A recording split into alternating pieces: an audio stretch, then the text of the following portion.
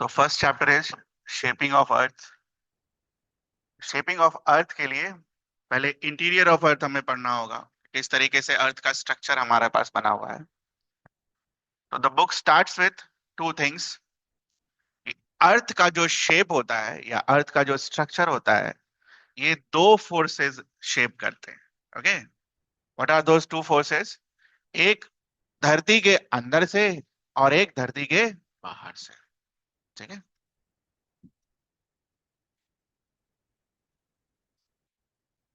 One from inside and one from outside.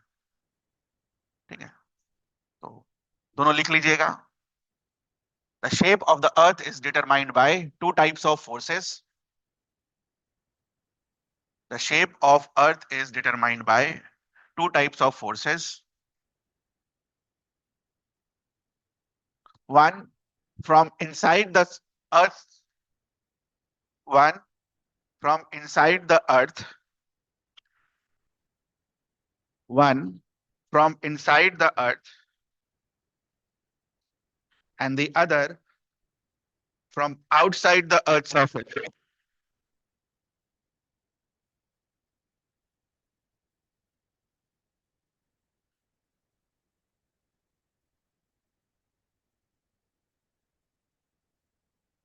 ऐसे करके अर्थ बना लेना। Outside the earth's surface. These are called interior forces. These are called external forces. अंदर वाला internal या interior, बाहर वाला एक्सटर्नल।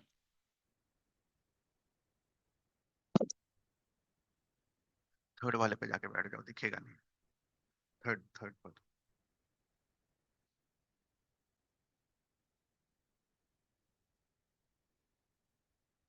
तो हो गया, ये वाला नहीं दिया हुआ, ये वाला हमारे बुक में दिया हुआ। ठीक है, इंटीरियर कैसे शेप करता है, इंटीरियर वाला फोर्सेस। फोर्सेस के बारे में बाद में आएंगे, पहले फोर्सेस समझने के लिए क्या समझना होगा? Structure, interior of earth surface. Structure में अगर आप देखो तो अर्थ के बेसिकली ये पार्ट्स होते हैं, इनको हम क्या बुलाते हैं? और मैंटल और क्रस्ट। तीन। ठीक है, तीन होता नहीं है। कोर को फर्दर डिवाइड करते हैं, मैंटल को दो तीन पार्ट्स में डिवाइड करते हैं, और फिर क्रस्ट का सिर्फ एक ही पार्ट में लिया जाता है। ठीक है, जब आप कोर को डिवाइड करोगे तो कोर कितने पार्ट्स में बटेगा? इनर कोर और आउटर। एक गलत मार्ग है यहाँ पर। आउटर इज दिस वन और इनर इज दिस वन। सबसे अंदर वाला विल बी इनर और उसके जस्ट बाहर will be outer core. Interior of earth surface में ये स्ट्रक्चर बनाइए, पूरा डायग्राम वाइज नहीं, बस लाइन खींचना है, लिखना इज इंपॉर्टेंट। सिर्फ ऐसे करके, ठीक है, लाइन खींचो और यहां लिखो कोर इनर, कोर आउटर, ऐसे। ये सब डायग्राम ऐसा ऐसा डिजाइन बनाने की जरूरत नहीं है, बुक में दिया हुआ है। और इसका ध्यान रखना, इसका इंपॉर्टेंट ये है, ये ध्यान रखना है किस स्टेट में है वो। Solid, fluid, mantle semi solid, semi molten, और लिथोस्फेयर इज रिजिड। ये ऑर्डर याद रखना है, ऑर्डर।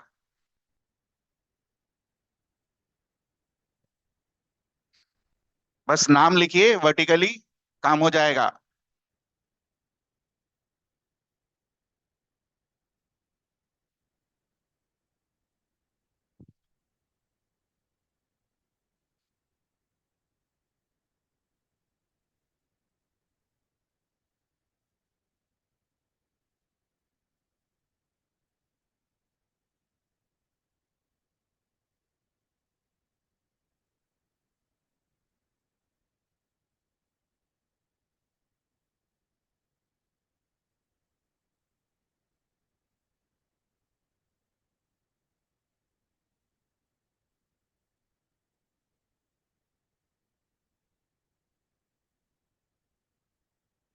ये क्या बना हुआ है?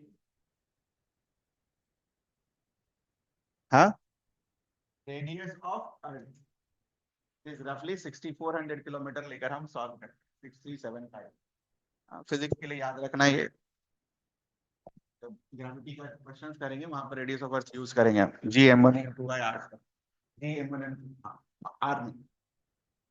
फिजिक्स के लिए याद रखना 6400 kilometer radius.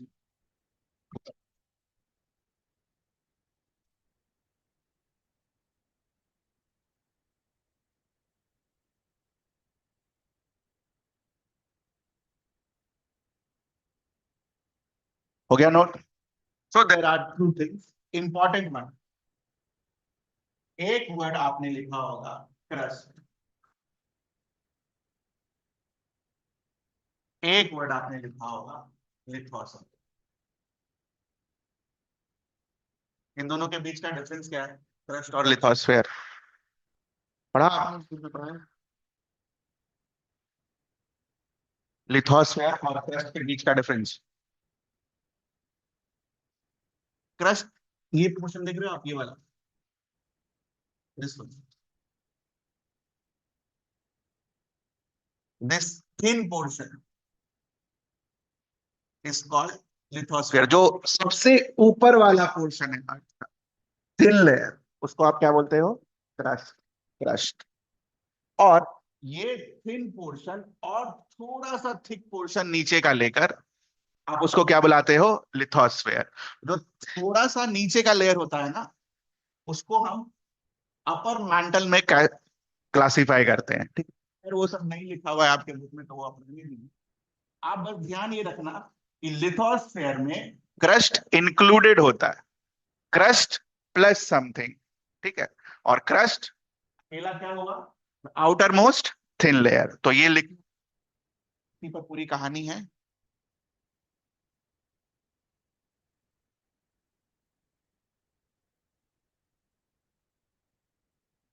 Both are different. Lithosphere ये,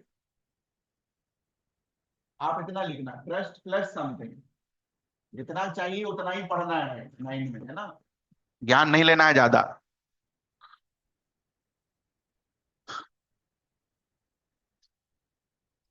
क्रस्ट के लिए क्या लिखेंगे? Outer most thin layer. Thin word is important, thin, outer most thin layer.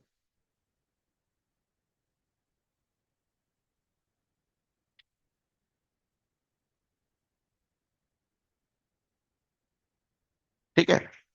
इसी फिगर पर एक चीज खाली नोट, क्रस्ट के बारे में। ये आप क्रस्ट देख रहे हो इधर का, कैसा है? इतना थिक है। इधर वाला क्रस्ट देख रहे हो, ये वाला जो पानी के नीचे, वो कैसा है? थिन है। तो क्रस्ट का भी थिकनेस क्या होता है? वैरी होता है। जो कॉन्टिनेंट का क्रस्ट है दैट इज थिकर, और जो ओशियन का क्रस्ट है दैट इज थिनर। तो ये लिख लीजिएगा क्रस्ट के बारे में, अभी जरूरत पड़ेगा।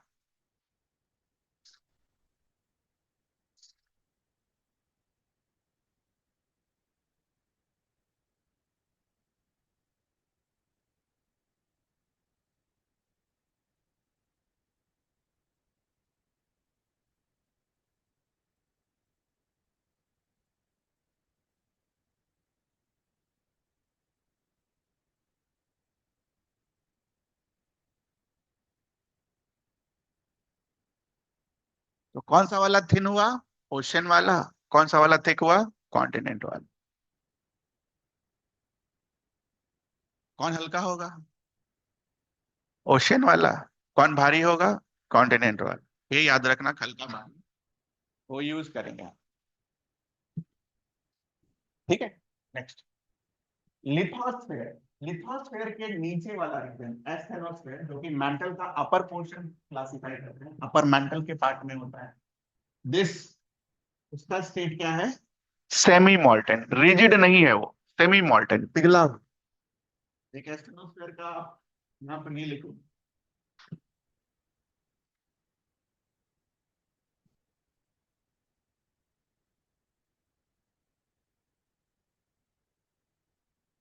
दो चीज याद रखनी है इसके लिए। Below lithosphere on second semi मॉल्टन, semi मॉल्टन।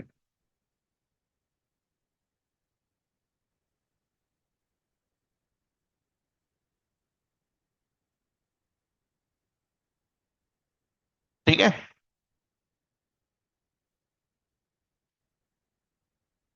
Mental, outer core और इनर कोर। भाई पहले तो इसकी कहानी कर लो। तो आपने स्कूल में पढ़ा होगा ये लिथोस्फीयर और क्रस्ट वर्ड, और इसके बाद आपने प्लेट टेक्टोनिक्स पढ़ा होगा। तो व्हाट आर प्लेट्स? प्लेट क्या है बताइए? आपने कुछ तो स्कूल में पढ़ाया होगा ना 2-3 महीना में, है ना? प्लेट क्या है? प्लेट बोलिए। प्लेट क्या है? What is plate?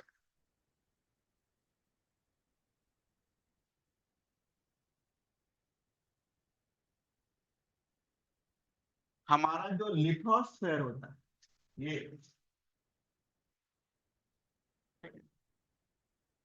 ये वाला ऊपर वाला,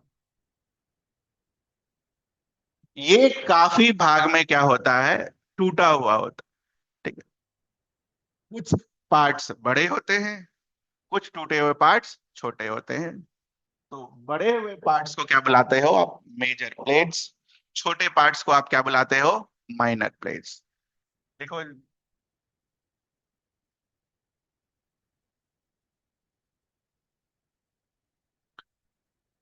the lithosphere,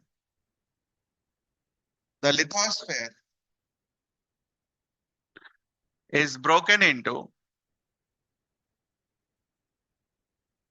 the lithosphere is broken into various pieces.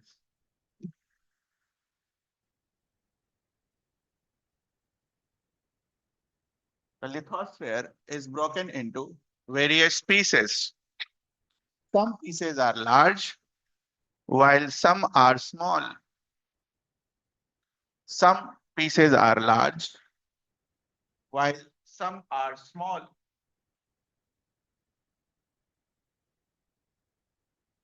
Large pieces are called major plates. Small pieces are called minor plates.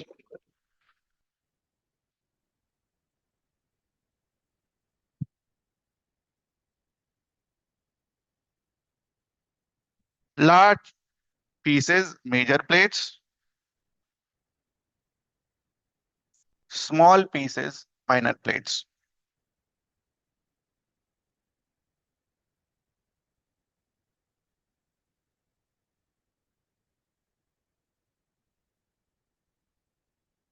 तो ब्रोकन पीस क्या है? क्रस्ट है या लिथोस्फेयर? लिथोस्फेयर। ठीक है। कॉमन सेंस से भी आंसर आ जाएगा। अगर आपने ढंग से ज्योग्राफी पढ़ेंगे साइंस के तरह, उससे भी आंसर आ जाएगा। तो अगर आपने थोड़ा सा आगे प्लेट्स के बारे में पढ़ा होगा, तो वहां पर आपको बताया होगा कि प्लेट्स मूव करता है ना? अब देखना जरा ध्यान से। अगर आपने क्रस्ट को तोड़ दिया, ठीक है, इसको तोड़ दिया, क्रस्ट के नीचे कौन बैठा है?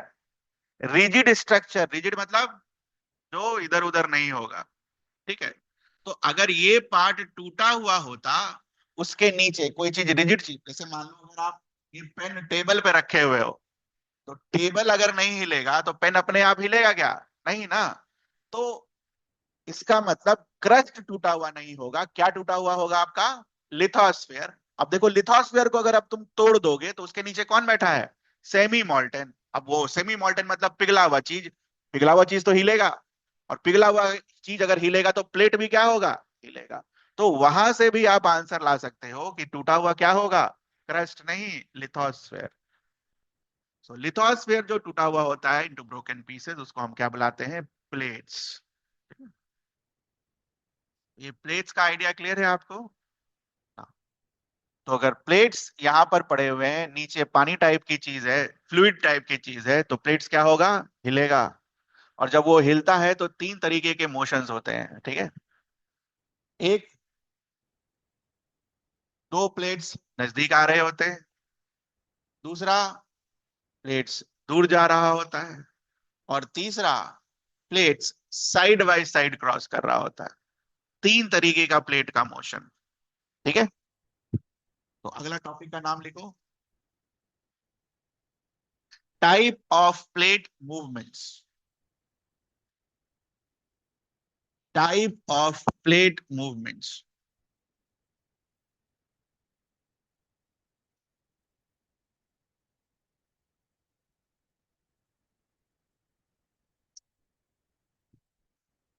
Type of plate movements.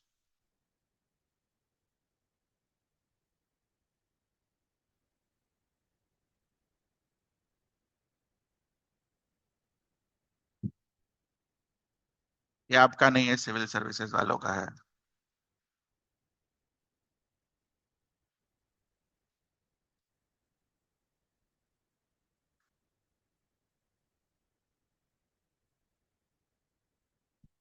Convergent movement, divergent movement and transform movement. Convergent movement, divergent movement and transform movement.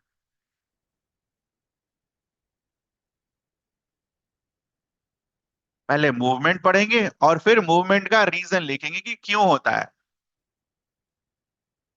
Convergent movement, divergent movement and transform movement.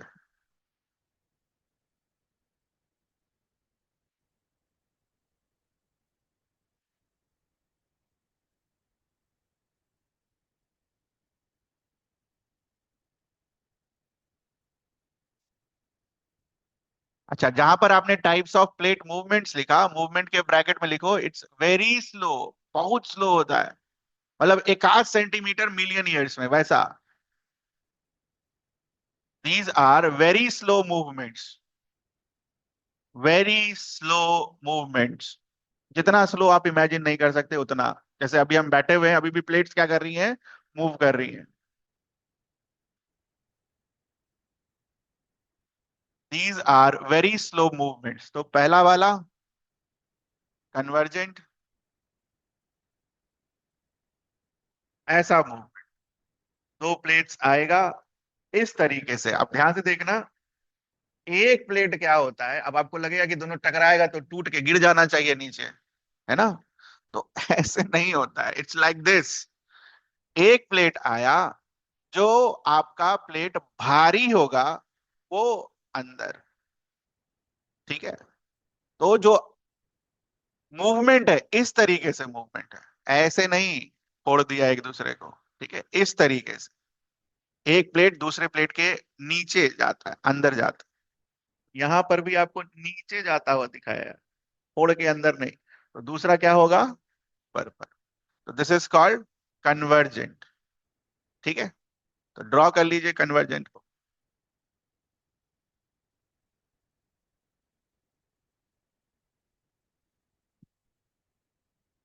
Convergent. अरे फिर आर्टिस्ट नहीं बनना है ना, ध्यान रखना है इस चीज का। This is your convergent.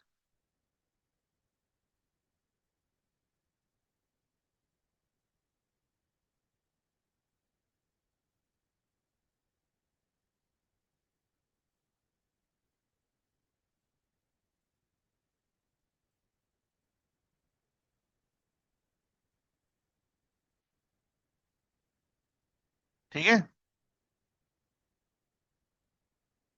Next is divergent, दूर जाता हुआ। अब यहां पर भी बच्चा लोग को लगेगा कि यार, दो प्लेट ऐसे सटा हुआ है, ऐसे ऐसे, है ना? और ऐसे दूर चला गया तो यहाँ गड्ढा हो गया, है ना? सीधे आप धरती के अंदर चले गए। धरती फटना। तो इट्स नॉट लाइक दैट, वैसे नहीं होता है।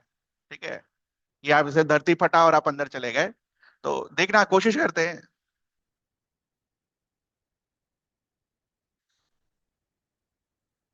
समझ आ गया तो ठीक, नहीं तो छोड़ देना।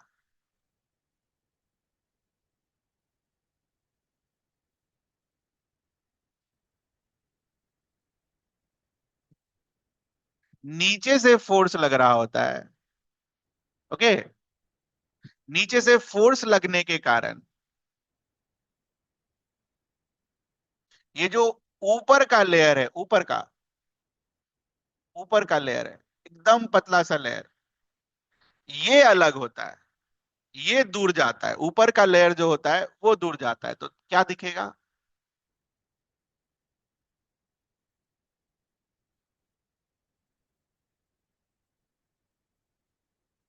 ऐसा।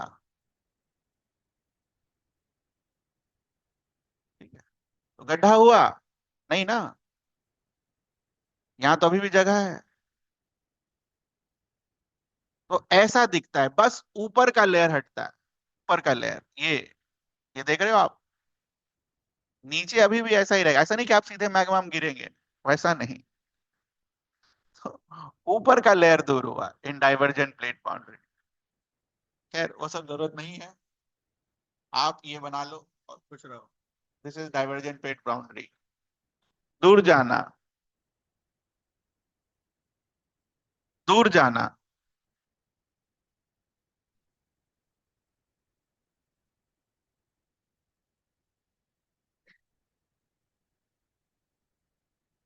ठीक। और तीसरा मूवमेंट होता है ट्रांसफॉर्म बाउंड्री। ठीक है, लाइक दिस, ऐसा, साइड वाइज मूवमेंट, ना ऐसे ना ऐसे, side wise movement, transform boundary, ऐसा। ठीक है, साइड वाइज मूवमेंट, इसको कैसे बनाते हैं? ऐसे।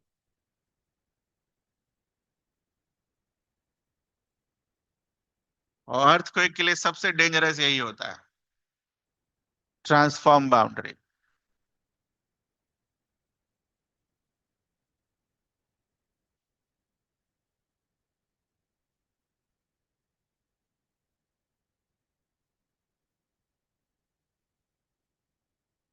तो इन तीनों में कुछ पूछना है आपको? तो हमने प्लेट के मूवमेंट्स कर लिए, ठीक है। नाउ नेक्स्ट लिखिए type of plates. Type of plates.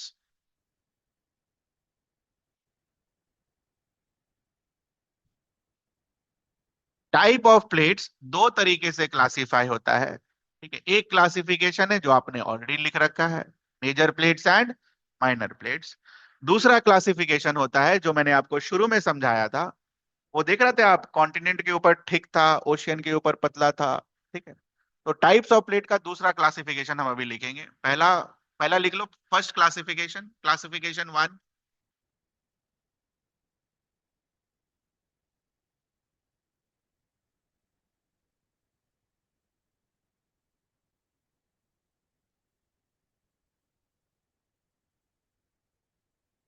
Classification one is major and minor plates. Major and minor plates.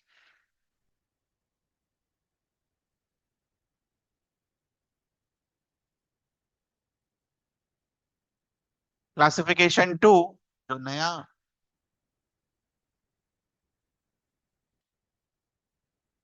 Continental plates, जो कॉन्टिनेंट के ऊपर है। ओशियनिक प्लेट्स, जो ओशियन के ऊपर है।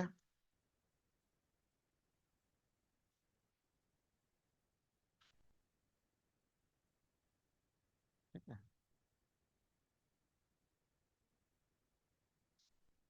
और तीसरा मिक्स्ड प्लेट, जिसमें दोनों है, कॉन्टिनेंट भी है थोड़ा सा और ओशियन भी है।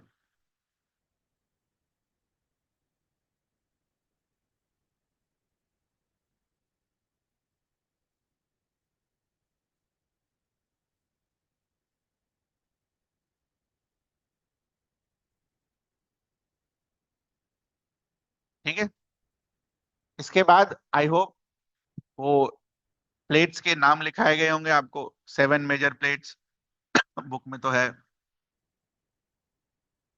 वो देख लेते हैं। अगला टॉपिक में लिखिए मेजर प्लेट्स।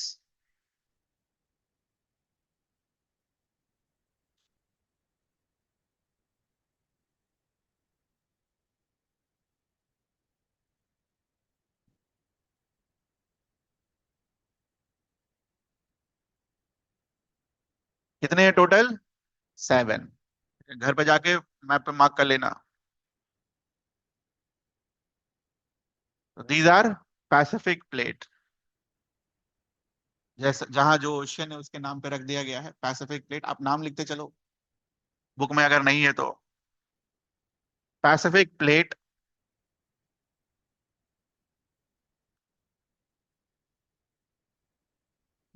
अफ्रीका के पास African plate.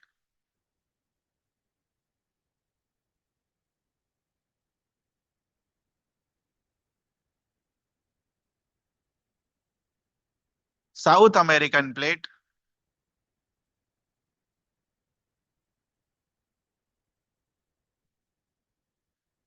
South American plate.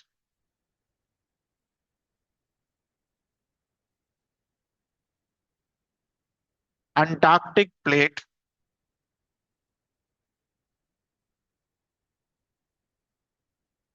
Antarctic plate. North America के पास north American plate.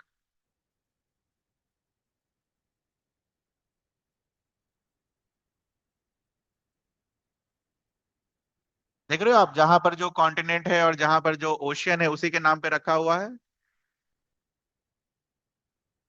Indo Australian, इधर इंडियन ओशियन इधर ऑस्ट्रेलिया, तो Indo Australian plate. World map ले लेना, मार्क कर लेना। स्कूल में तो नहीं होगा वो सब, आगे की सिविल सर्विसेज कभी देना हो तो। यूरोपियन प्लेट, आईएएस वाईएएस बनना हो तो।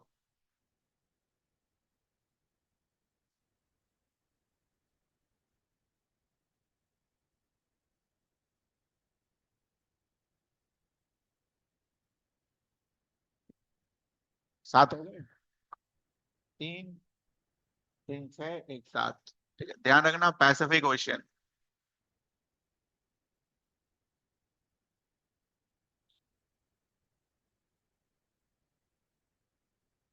प्लेट्स।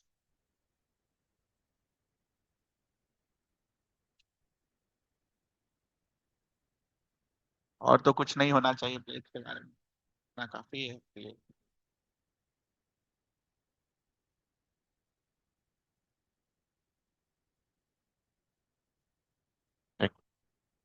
नेक्स्ट टॉपिक लिखिए। Movement of plates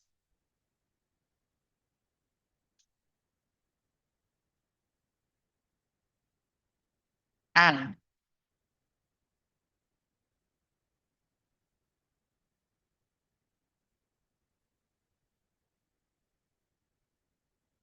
various landforms formed.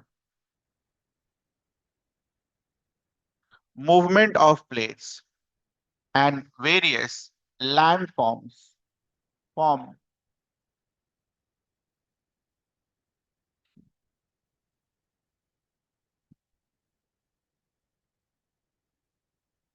First of all, what is the cause of the movement of plates?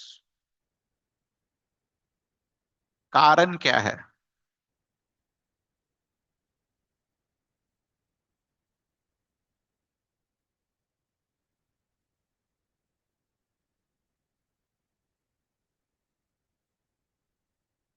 कारण वाला पिक्चर किधर है? ये रहा कारण वाला पिक्चर। तो ये सब पढ़ा आपने स्कूल में? हाँ, कोई बात नहीं। तो कारण का पहले एक वर्ड में आंसर लिखो। Convection currents.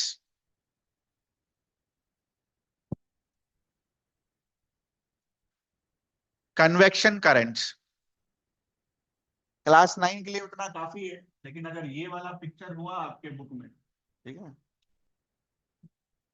फिर तो सब लिखना होगा।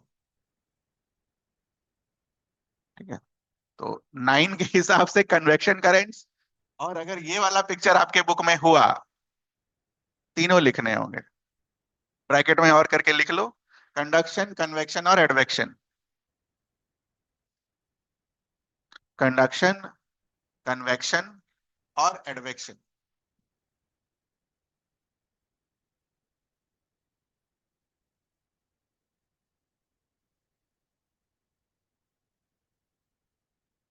बट एक चुनने आया तो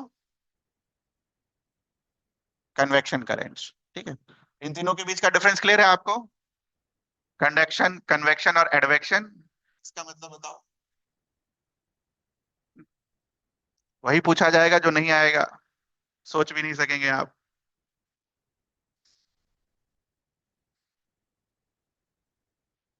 इसका मतलब बताओ, यहां से शुरू करते हैं।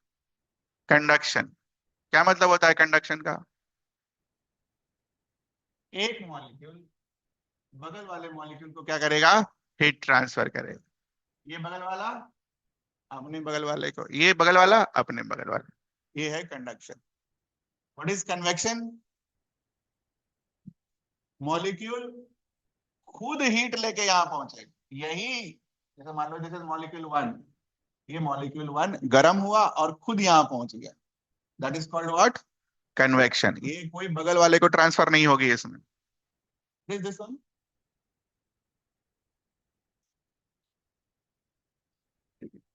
तो जब ये कन्वेक्शन में मॉलिक्यूल्स ऊपर जाता है, जब यही कन्वेक्शन हॉरिजॉन्टल दिशा में होता है तो उसको आप क्या बुलाते हो? एडवेक्शन। हॉरिजॉन्टल दिशा में। जनरली जब पानी गर्म होता है, व्हाट हैपेंस? आप यहाँ पर क्या करते हो? हीट देते हो। हीट देने के कारण ये वाला लेयर क्या हो जाता है? गरम। ये वाला जो लेयर गरम हुआ, वहां पर क्या हुआ? कंडक्शन। अब इससे जो पानी का मॉलिक्यूल सटा हुआ है, वो उससे हीट लेगा, अगेन कंडक्शन। और खुद पानी का मॉलिक्यूल किधर जाएगा? ऊपर की तरफ। जब खुद गया, that is called what? Convection. तो convection is generally in vertical direction, generally. ठीक है, इन वर्टिकल डायरेक्शन। यही चीज मॉलिक्यूल इधर ऊपर ना जाकर इधर साइड जाए तो उसको आप क्या बुलाओगे? डायरेक्शन। ठीक है, तो अगर ये डायग्राम हुआ तो ये तीनों लिखने होंगे, और अगर ये नहीं हुआ तो बस कन्वेक्शन करेंट्स। लेटेस्ट पढ़ लेते हैं अभी फिलहाल यही, convection currents. What are convection currents? ठीक है, लिखो। What are convection currents?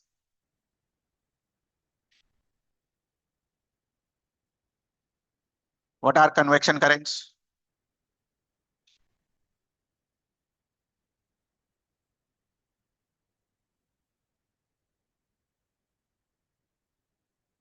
तो हमने स्टार्टिंग वाले स्ट्रक्चर में हर रीजन का स्टेट लिखा था। कुछ रीजन रिजिड होता था, कुछ रीजन मॉल्टन होता था।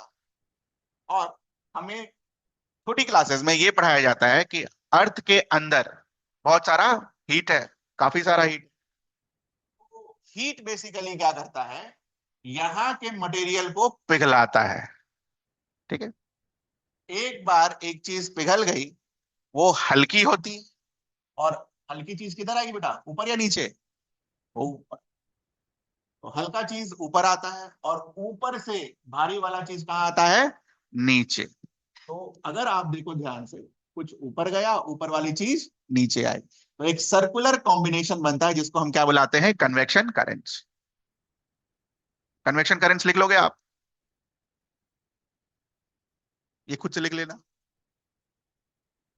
लिख लो वहां पर, right by your own, convection currents.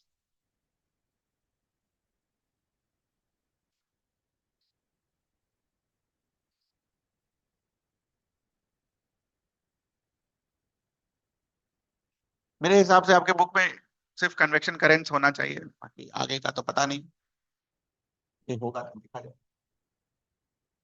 तो प्लेट का मूवमेंट किसके कारण होगा? कन्वेक्शन करेंट्स के कारण। अब कैसे होगा प्लेट का मूवमेंट, उसके लिए दूसरा पिक्चर।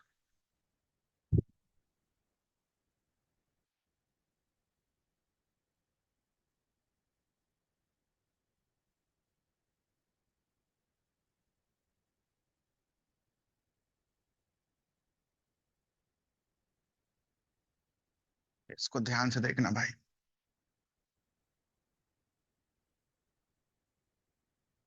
शीट ऊपर की तरफ आया,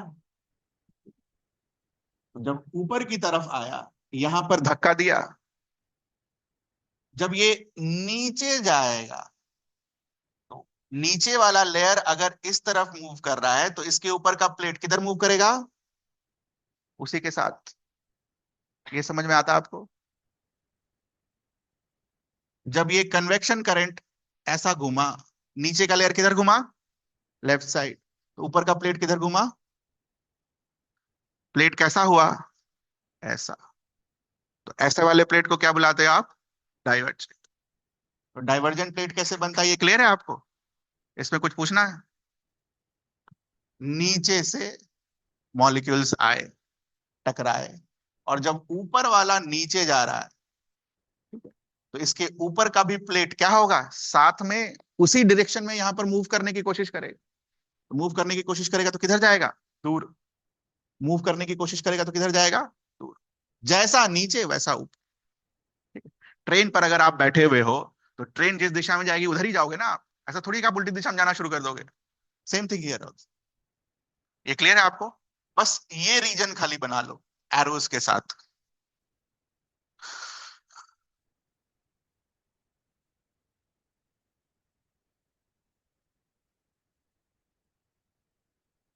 बस इतना सा पोर्शन, पूरा नहीं बनाना है,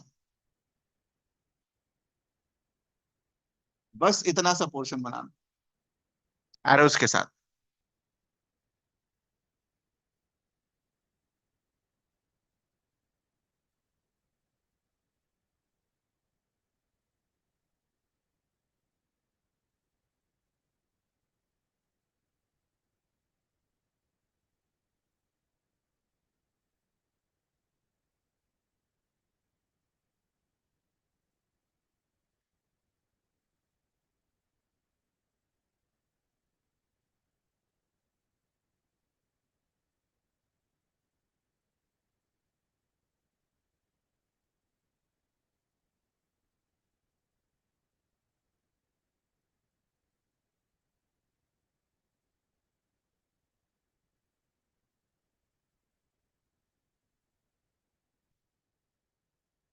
और लिख दीजिएगा divergent plate boundary, divergent plate boundary, divergent plate boundary.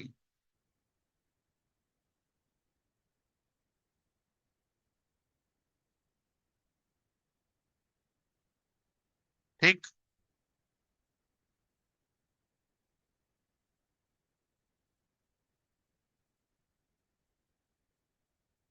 Divergent plate boundary.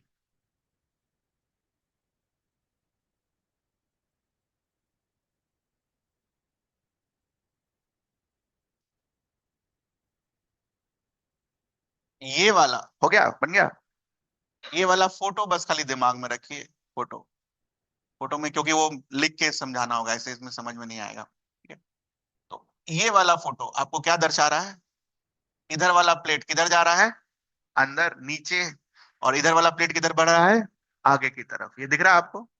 एक प्लेट नीचे जाता हुआ, एक प्लेट आगे की तरफ। ठीक है?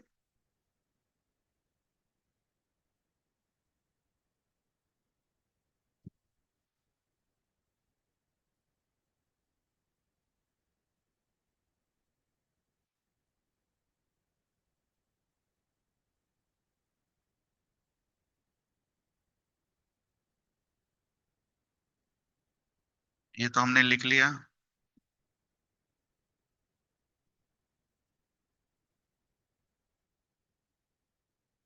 और ये हमने बना लिया।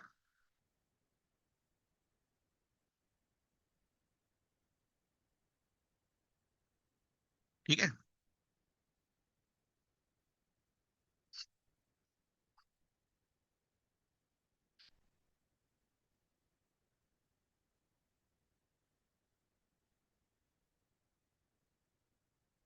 सो देर इज अ पॉसिबिलिटी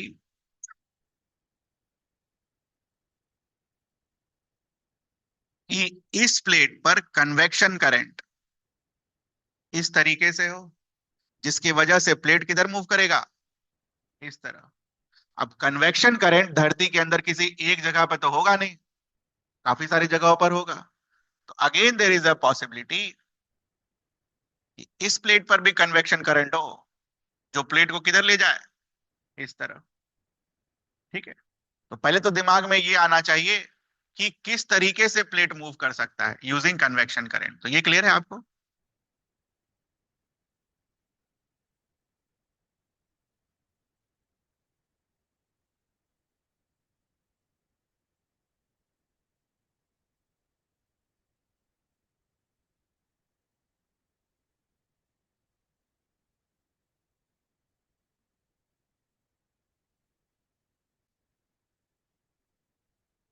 तो जो बाहरी वाला है वो अंदर, जो इधर वाला है इधर।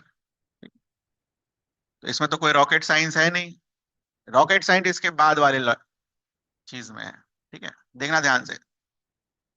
ये जो अंदर गया, अंदर गया तो हीट ज्यादा होगा, हीट ज्यादा होगा तो ये क्या होगा, पिघलेगा। ठीक है?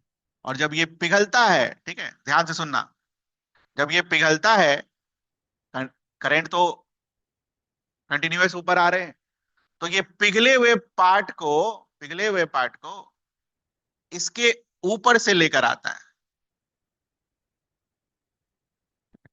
ये प्लेट अंदर गया, हीट के कारण क्या हुआ, पिघल गया।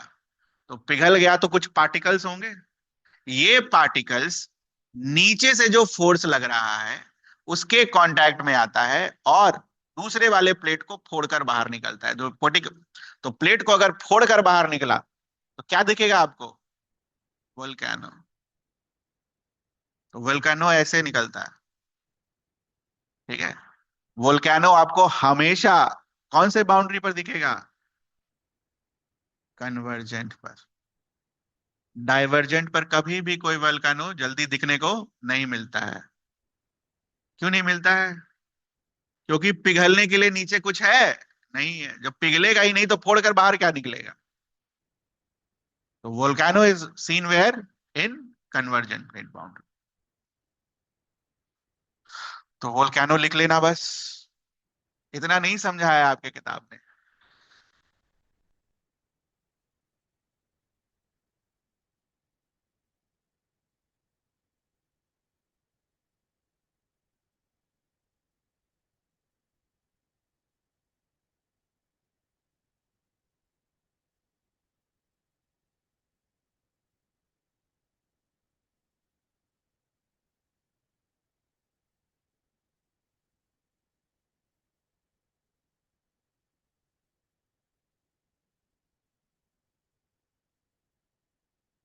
ठीक है,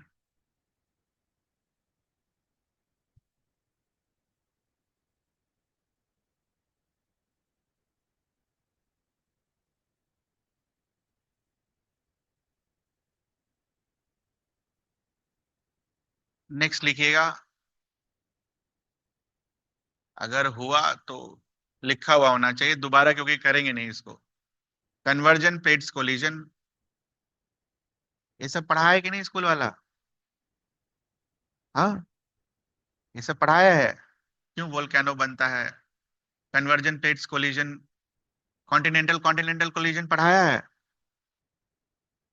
ओशियन कॉन्टिनेंटल कोलिजन पढ़ाया है, नहीं पढ़ाया?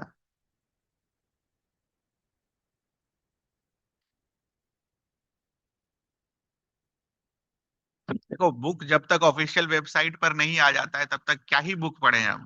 ठीक है, बट मुझे नहीं पता ना कहाँ तक पढ़ाना है, इसीलिए मैं नहीं पढ़ाने की कोशिश कर रहा था। बट हमको लगता है कि नए वाले बुक में चूंकि 11 का डाला है तो होना चाहिए वहां पर भी, नया वाला बुक जब आएगा तब।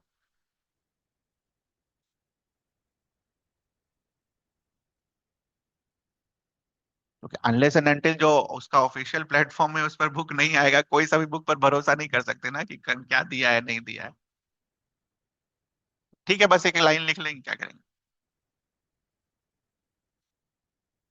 Continental continental plate collision,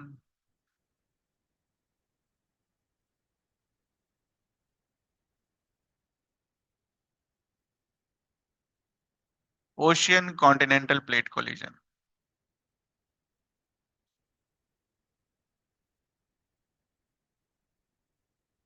continental continental plate collision,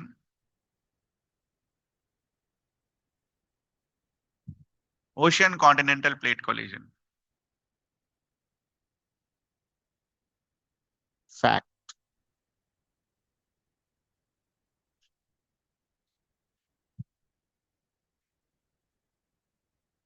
while collision of ocean plate with continental plate,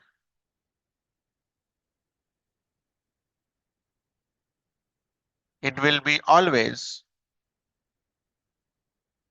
oceanic plate which submerges.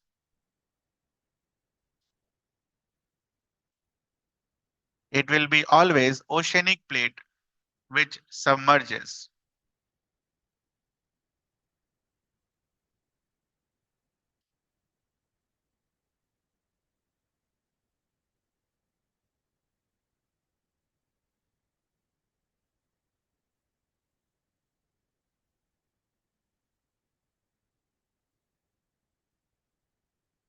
ये फैक्ट याद रखना।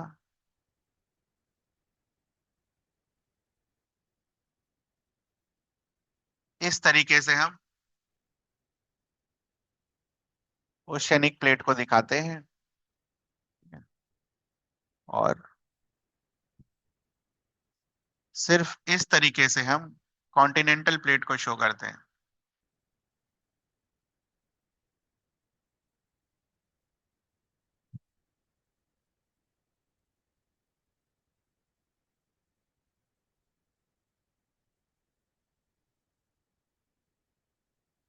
तो using the fact that you have written above, जब टकराएगा, व्हाट विल हैपन?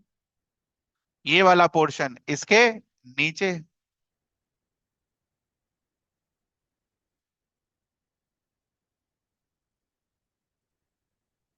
और ये वाला portion ऊपर।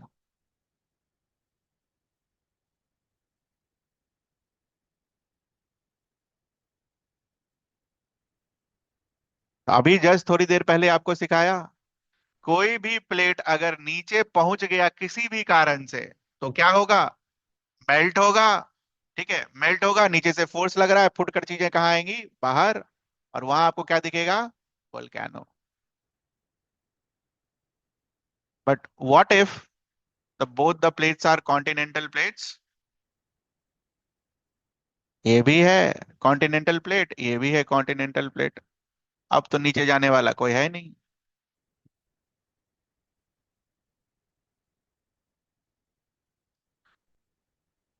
ओशनिक प्लेट था, और फैक्ट जो आपको पढ़ाया गया उसके हिसाब से हमने ओशनिक प्लेट को अंदर डाल दिया इस केस में।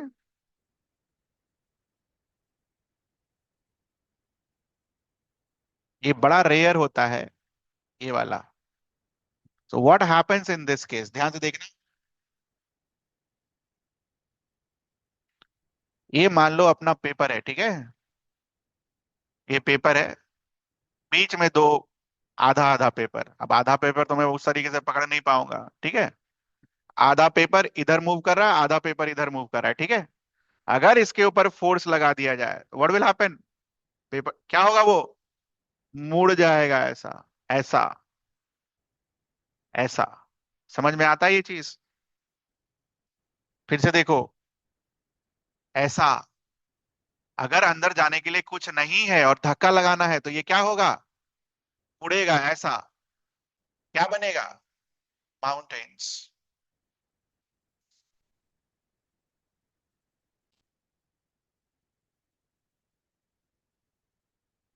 तो माउंटेन्स अलग तरीके से बनता है और वोल्केनो अलग तरीके से बनता है। हर माउंटेन में वोल्केनो नहीं मिलेगा आपको। जनरली क्या लगता है लोगों को कि पहाड़ है तो वहां वोल्केनो मिलने के चांसेस है ना।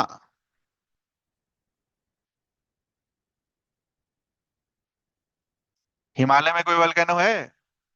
नहीं है। तो अपना हिमालयाज ऐसे ही बना है। कौन से बाउंड्री पर?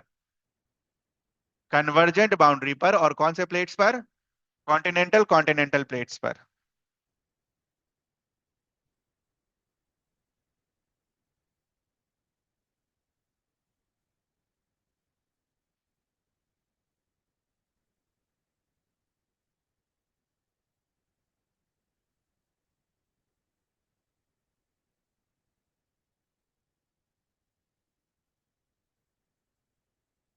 ठीक।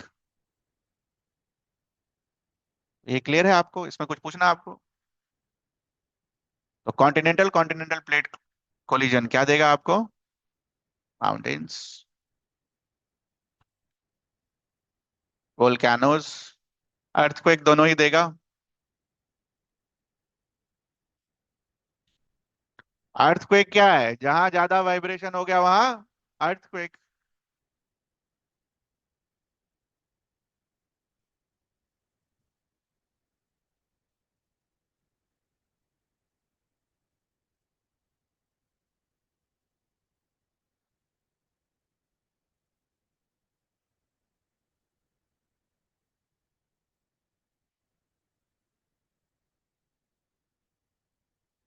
ठीक है, यहां तक कुछ पूछना आपको?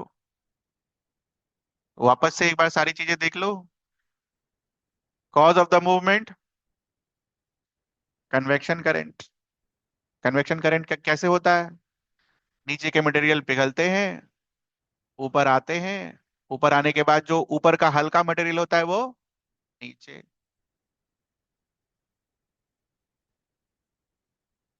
यही कन्वेक्शन करंट जब प्लेट्स के नीचे आएगा तो प्लेट्स के मूवमेंट कैसा होगा? करंट के हिसाब से। तो ये हमने डाइवर्जेंट बनाया। ठीक है। कन्वर्जेंट प्लेट कोलिजन में आपको ये समझाया गया कि दो तरीके के कोलिजन्स हैं यहाँ पर, और भी होता है भाई, ओशन ओशन भी होता है। ठीक है। तो दो तरीके के कोलिजन्स हमने यहाँ पर पढ़े, कॉन्टिनेंटल कॉन्टिनेंटल और ओशन कॉन्टिनेंटल। एक फैक्ट लिखा कि कोलिजन जब ओशन कॉन्टिनेंटल का होगा तो अंदर कौन जाएगा? ओशन वाला। कोई भी चीज अंदर अगर पहुंच गई तो वो क्या होगा? मेल्ट और फोड़कर बाहर निकलेगा, तो you will get what? Volcano. और अंदर जाने के लिए अगर कुछ नहीं है तो वहीं पर क्या होगी? फोल्डिंग। आपको क्या मिलेगा? माउंटेन्स। ठीक है।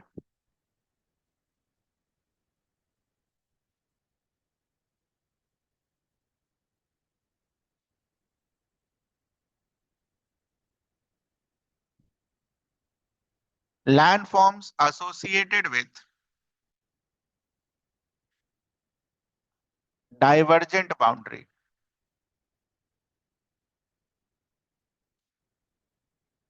landforms associated with divergent boundary.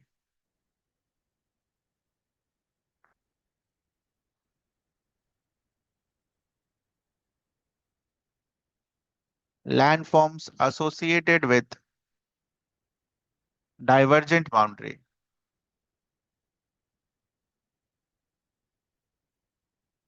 नहीं है।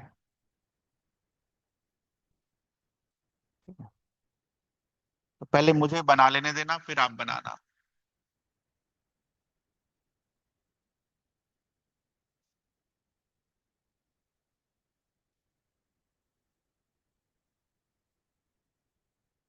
ये तो बना ही सकते हो, ये बना लो।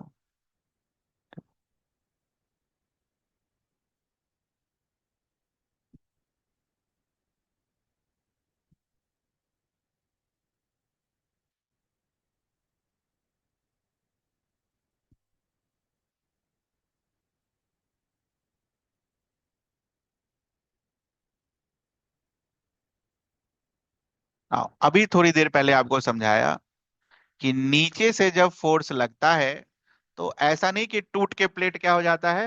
अलग अलग। थोड़ी देर पहले समझाया था मैंने आपको। What happens?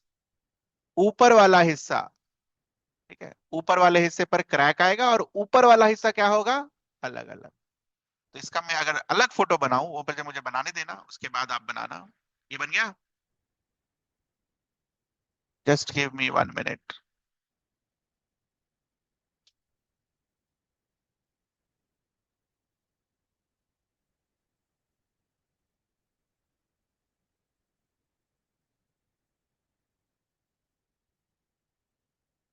तो ऊपर वाले हिस्से पर क्रैक्स बनाने हैं।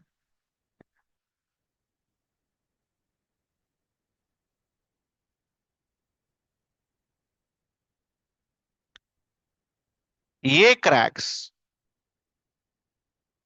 ठीक है, जब इधर और इधर जाने की कोशिश करेगा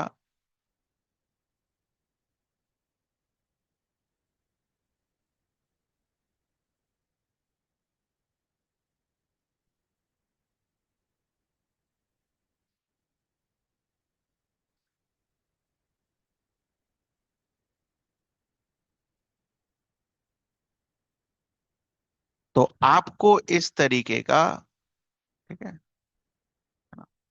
यहां पर गड्ढा दिखेगा इस तरीके का।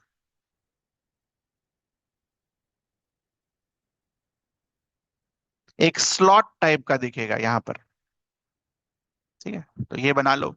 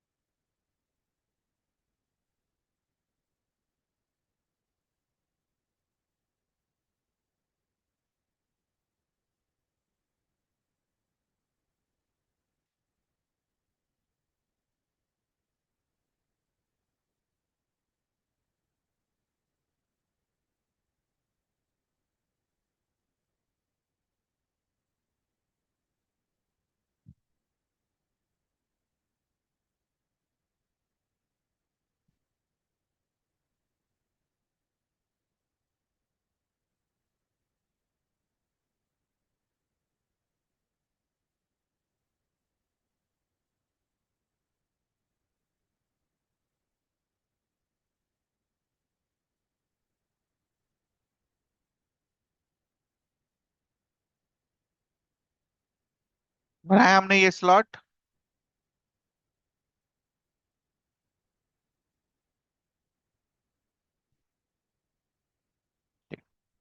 तो ये अलग होने के पहले, है ना, अलग होने के पहले ऐसा था।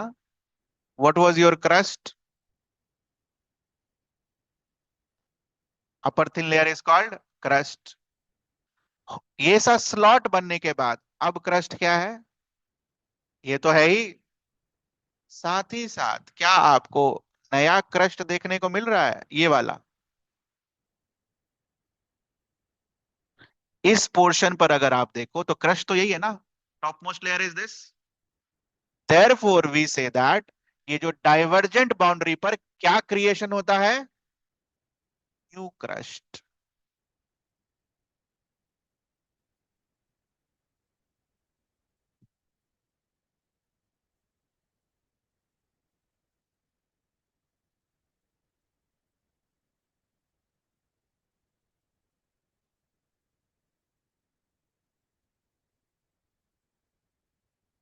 ठीक। अगर आप सही में साइंस के स्टूडेंट हुआ करते तो एक चीज को हम यहाँ अप्रिशिएट कर सकते हैं। यहाँ पर क्रस्ट क्या हुआ? टूटा, खत्म हुआ। यहाँ पर क्रस्ट का क्या हुआ? क्रिएशन हुआ। तो mass of particle is what remaining constant, जितना टूटा उतना नया क्रस्ट बन गया। ठीक है, तो वहां पर भी law of conservation of mass valid है। चूंकि यहाँ पर नया क्रस्ट बनता है, इसको कंस्ट्रक्टिव बाउंड्री बोलते हैं। और चूंकि यहाँ पर क्रस्ट टूटता है, this is called destructive boundary. ठीक है, तो अब अगर वो वर्ड्स हुए आपके बुक में तो ठीक है, नहीं तो छोड़ दीजिएगा। क्रस्ट टूटना और बनना डिवाइन करता है कि किस तरीके का बाउंड्री होगा, constructive boundary and destructive boundary.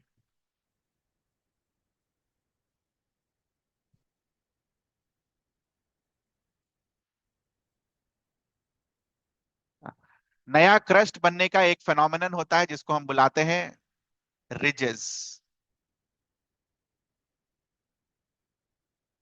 Generally new crust जो बनता है ओशियंस के नीचे बनता है, मिड ओशियनिक रिजेस।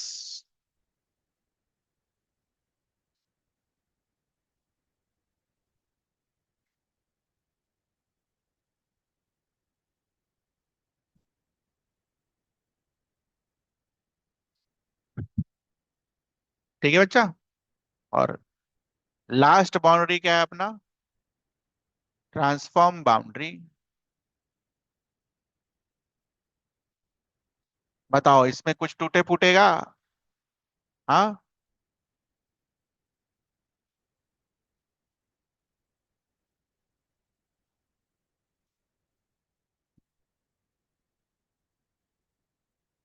इसमें कुछ टूटे फूटेगा?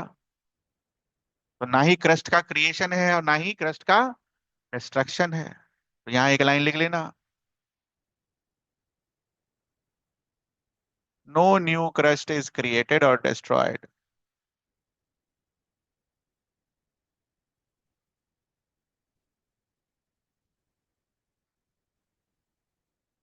And this one is the main responsible factor for earthquake. बेटा तीनों में आएगा, ध्यान रखना, जहां भी क्रस्ट का मूवमेंट आएगा वहां क्या होगा, अर्थक्वेक, लेकिन this one is the most destructive one.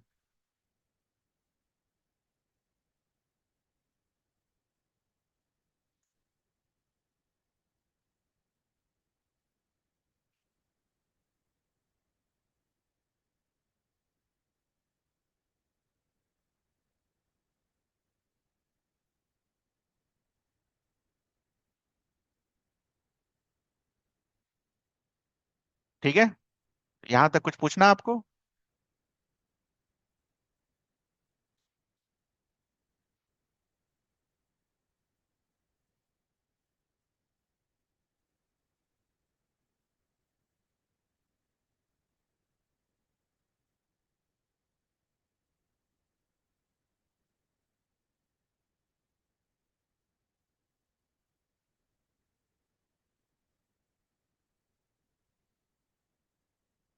Ocean Continental पर क्या दिखेगा, क्या दिखेगा, क्या दिखेगा?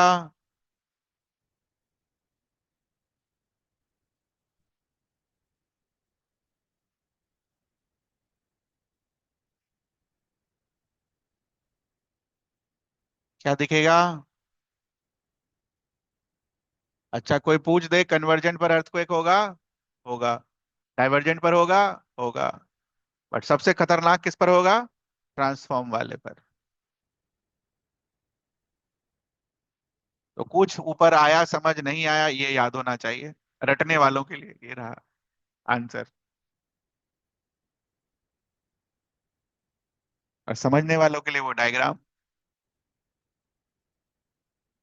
तो एसएसटी दो तरीके से ज्योग्राफी पढ़ा जा सकता है, खासकर फिजिकल ज्योग्राफी वाला पार्ट। एक ऐसे, ये जो लिखा है लास्ट, इसके आगे तो स्कूल वाला नहीं जाना चाहिए मेरे हिसाब से। और दूसरा पिक्चर वाइज कैसे मूवमेंट हो रहा है, क्यों हो रहा है, क्या हो रहा है, नहीं हो रहा है।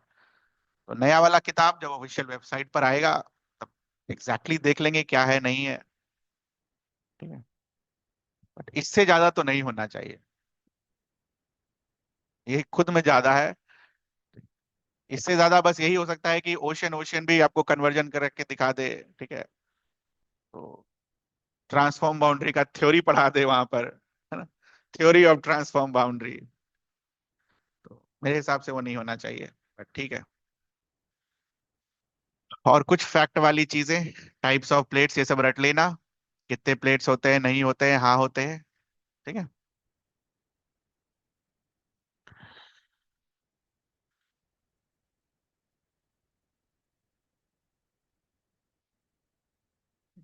अच्छा, ये वाला पिक्चर देखिए आप, इधर वाला जो बना हुआ है। तो इस पिक्चर में अगर आप देखो तो these are all what, plate boundaries, दिख रहा है आपको? ये पूरा ब्लू से जो बना हुआ है वो क्या है आपके, प्लेट बाउंड्रीज।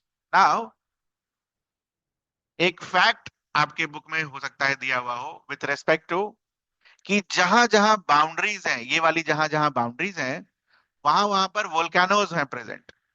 ठीक है, जहां जहां पर बाउंड्रीज हैं वहां वहां पर वोल्केनोज हैं, और वोल्केनोज होने के कारण इन बाउंड्रीज को बुलाया जाता है रिंग ऑफ फायर। ठीक है, रिंग ऑफ फायर में भी हो, रिंग ऑफ फायर। तो पिक्चर वाइज देखा जाए तो ये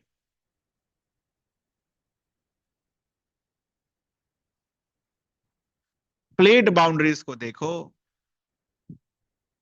और वोल्केनोज और अर्थक्वेक का रीजन देखो, मिलता जुलता दिख रहा है, प्लेट बाउंड्रीज का रीजन। और साइंटिस्ट लोगों ने ज्यादा वोल्केनो और ज्यादा अर्थक्वेक कहाँ होता है उसका मैप राइट साइड में बना रखा है। तो can you correlate that, almost exactly same. जहां जहां प्लेट बाउंड्रीज है वहां वहां पर क्या मिलेगा आपको? अर्थक्वेक और वोल्केनोस। ठीक है, तो एक क्वेश्चन लिखो, what is the correlation between, what is the correlation between major tectonic plates boundary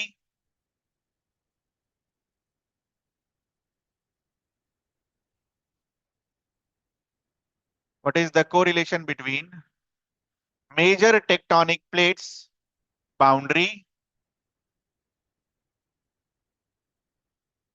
और मेजर प्लेट मैप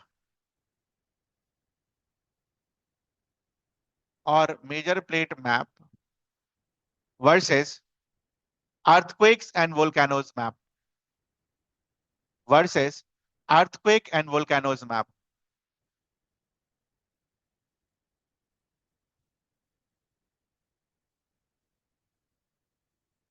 आंसर लिखिए एक वर्ड में, स्ट्रॉन्ग कोरिलेशन।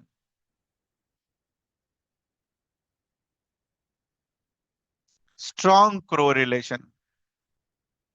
और उसके नीचे reason, most of the earthquakes and volcanoes, most of the earthquakes and volcanoes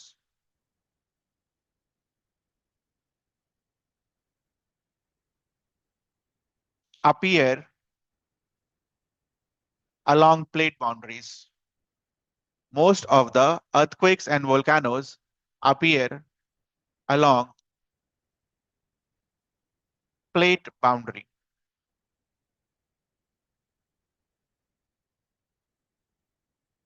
और ये मैंने आपको समझाया भी था क्यों होगा अर्थक्वेक और वोल्केनोस प्लेट बाउंड्री के पास। ठीक है, उसमें भी अगर आप ध्यान से देखो, हमने वोल्केनो के लिए कौन सा प्लेट बाउंड्री लिया था? ओशियनिक और कॉन्टिनेंटल, यही लिया था ना? तो यहां देखो, इधर क्या है? पैसिफिक प्लेट मतलब ओशियनिक प्लेट। इधर क्या है? North American plate. North American plate मतलब कॉन्टिनेंटल प्लेट। तो यहाँ क्या दिखेगा आपको? वोल्केनो दिख रहा है, volcano.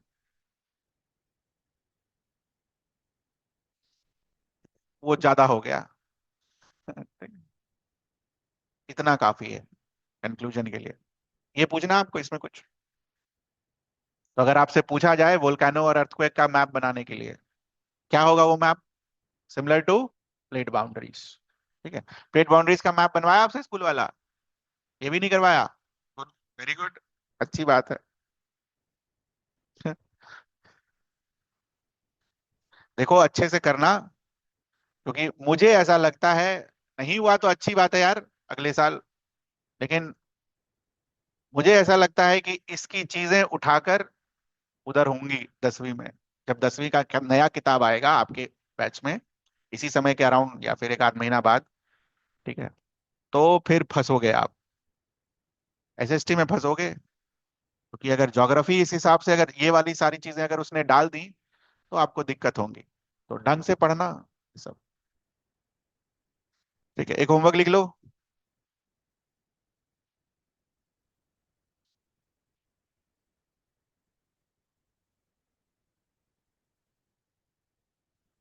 Draw major plates on a world map, physical world map. Draw all major plates on physical world map and mention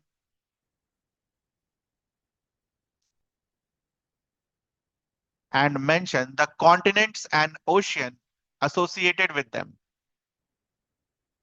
and mention the continents and ocean associated with them,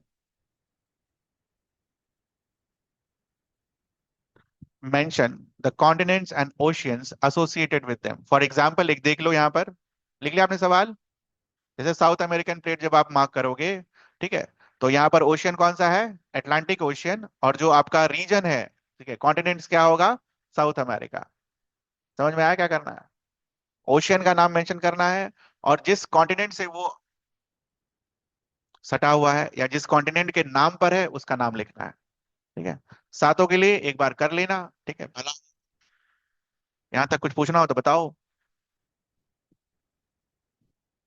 dangerous SST. ठीक है, जा सकते हैं आप। आपको क्या लगा SST आसान होगा?